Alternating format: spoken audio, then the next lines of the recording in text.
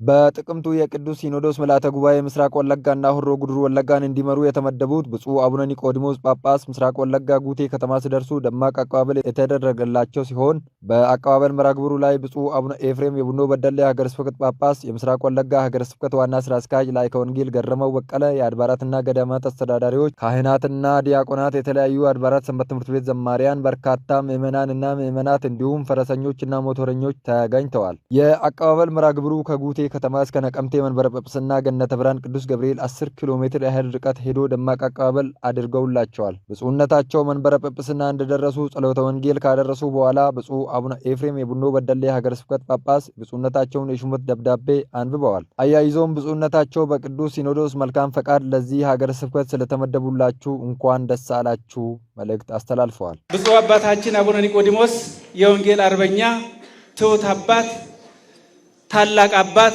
ሕዝብን የሚወዱ ሰውን የሚያፈቅሩ አባት፣ እግዚአብሔርን የሚያከብሩ እግዚአብሔርን የሚፈሩ ታላቅ አባት፣ የወንጌል አርበኛ በተወለዱበት ባደጉበት እናንተ ያሳደጋችኋቸው እናንተን በስራ አስኪያጅነት ሲያገለግሉ የነበሩ ዛሬ ደግሞ አባት ሆነው እናንተን ሊባርኩ እናንተን ሊያስተምሩ ለእናንተ ሊጸልዩ ከዚህ ታላቅ ሀገር ተገኝተዋል። ብፁዕ አቡነ ኒቆዲሞስ በተወለዱበት ባደጉበትና በስራ አስኪያጅነት በነበሩበት ሀገር አሁን ደግሞ አባት ሆኖ እናንተን ለማገልገል እናንተን ለመባረክ ስለመጡላችሁ በድጋሜ እንኳን ደስ አላችሁ ብለዋል። ብፁዕ አባታችንን ለመቀበል ከበደሌ መጥቼ ቀደም ብዬ ከእናንተው ጋር ነው እዚህ የቆየሁት። እንግዲህ ብፁዕ አባታችን እንኳን ደህና መጡልን።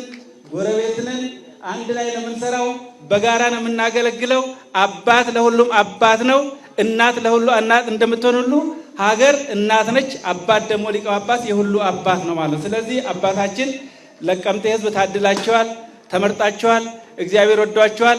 ታላቅ አባት አግኝታቸው ነው። የነቀምቴ ከተማ ከንቲባ አቶ መሰረት ኃይሉ በበኩላቸው ለብፁዓን አባቶች እንኳን ደህና መጣችሁ መልእክት ያስተላለፉ ሲሆን የነቀምቴ ሕዝብ በሙሉ በሰላምና በፍቅር በሃይማኖት ሳይከፋፈል አባቶቻችንን የተቀበለበት ዕለት በመሆኑ በድጋሜ እንኳን አደረሳችሁ መልእክት አስተላልፈዋል። በከተማው ላይ እየተሰራ ያለው የኮሪደር ልማት ለጥምቀት ክብረ በዓል ማክበሪያም ያለው አስተዋጽኦ ከፍተኛ በመሆኑ ተጠናክሮ መቀጠል እንዳለበት ተናግረዋል። የምስራቅ ሐረርጌ ሀገረ ስብከት ዋና ስራ አስኪያጅም ብፁዕነታቸውን ተከትሎ የአቀባበል መርሃ ግብሩ ላይ የተገኙ ሲሆን የወለጋ ሕዝብ ንጹህ ሕዝብና ሰላማዊ ነው ካሉ በኋላ ለብፁዕነታቸው መልካም የስራ ጊዜ እንዲሆንላቸው ምኞታቸውን ገልጸዋል። በእውነቱ ይህን አቀባበል አልጠበቅኩትም።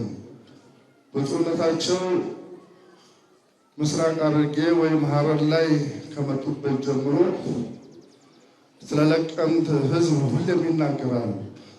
ፍቅር አላቸው ለዚህ ቦታ። እኔ የምመሰክረው ነው። ፍቅሩን ደግሞ በገሃድ በተግባር አይቼዋለሁና ከልብ ተደስቻለሁ። እግዚአብሔር ይባርካችሁ ይቀድሳችሁ። ለብፁዕነታቸው መልካም የሥራ ጊዜ እንዲሆንላቸው እንግዲህ ከምስራቅ ወደ ምስራቅ ነው የመጡትና ምንም ቢርቅም እኔ ምናልባት ላጣቸው ይሆናል ብዬ ልቤ ሁሉ እየፈራ ነው ያለው። ከ6 ወር በኋላ እንግዲህ ብፁዕነታቸው ምንም ማድረግ አልችልም።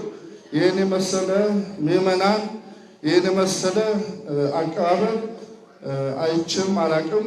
ቅድም ሳለቅስም ሁሉ ነበረ። መኪናዋን ሁሉ ምዕመናኑ ሲስሙ እምባዬ ሁሉ ይወርድ ነበርና ብፁዕነቶ መልካም የሥራ ዘመን የሥራ ጊዜ ሁሉ በትዬ አመሰግናለሁ።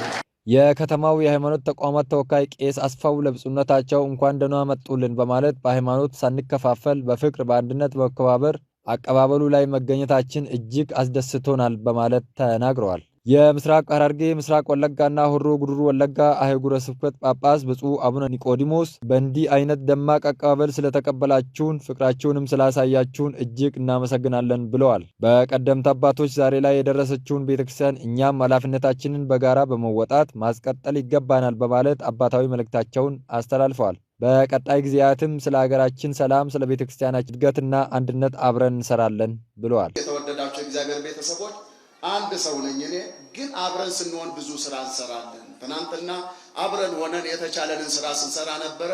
የበለጠ ስራ ግን ይጠበቅብናል። ዘመኑ እጅግ በጣም ክፉ ነው።